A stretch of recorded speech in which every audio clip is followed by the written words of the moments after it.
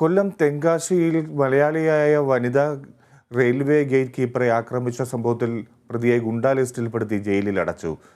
കൊല്ലം പത്രാപുരം സ്വദേശി അനീഷിനെയാണ് ജാമ്യമില്ലാതെ 1 വർഷത്തേക്ക് ജയിലിലടച്ചത്. തെങ്കാശി ജില്ലാ കളക്ടറേതാണ് നടപടി.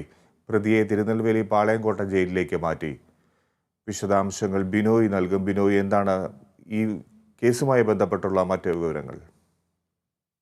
ഫിജി ഫെബ്രുവരി 16-ാം തീയതിയാണ് പാവൂർ ഛത്രത്തിലെ, അതായത് ചെങ്കോട്ടയിലുള്ള പാവൂർ ഛത്രം റെയിൽവേ ക്രോസിൽ വെച്ച് മലയാളിയായ ഗേറ്റ് കീപ്പർക്കെതിരെ അതിക്രമം ഉണ്ടാകുന്നു. തുടർന്ന് പ്രത്യേക പോലീസ് സംഘം സംഭവത്തെക്കുറിച്ച് അന്വേഷിക്കുകയും പെയിന്റിംഗ് തൊഴിലാളിയും കുന്നിക്കോട് സ്വദേശിയുമായ അനീഷിനെ 2 ദിവസത്തിനുള്ളിൽ പിടികൂടുകയും ചെയ്തു.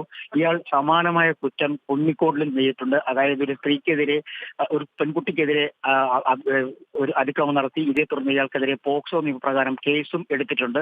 ഇത്തരം കേസുകളുടെയൊക്കെ അടിസ്ഥാനത്തിലാണ് സംഭവവുമായി ബന്ധപ്പെട്ട കേസന്വേഷിച്ച തമിഴ്നാട് റെയിൽവേ പോലീസ് ഇയാൾക്കെതിരെ കാപ്പ ചുമത്തണമെന്ന ആവശ്യം ചെങ്കോട്ട ജില്ലാ കളക്ടറോട് ആവശ്യപ്പെടുന്നതും തുടർന്ന് ജില്ലാ കളക്ടറാണ് കഴിഞ്ഞ ദിവസം ഇയാൾക്കെതിരെ 1 വർഷത്തേക്ക് ജാമ്യം അനുവദിക്കരുതെന്ന് കാണിച്ചുകൊണ്ട് കാപ്പ ചുമത്തിയിരിക്കുന്നത്. ഇപ്പോൾ ഇയാൾ പാളയക്കോട്ട് ജില്ലാ ജയിലിലാണ് ഉള്ളത്. ഇയാൾക്കെതിരെ കൂടുതൽ കേസുകൾ ഉണ്ട് ഉള്ളതിനാൽ ഇനിയും കൂടുതൽ അന്വേഷണം ആവശ്യമാണെന്നാണ് റെയിൽവേ പോലീസ് അറിയിച്ചിരിക്കുന്നത്. സംഭവവുമായി ബന്ധപ്പെട്ട് റെയിൽവേ പോലീസ് ഇപ്പോഴും അന്വേഷണം തുടരുകയാണ്.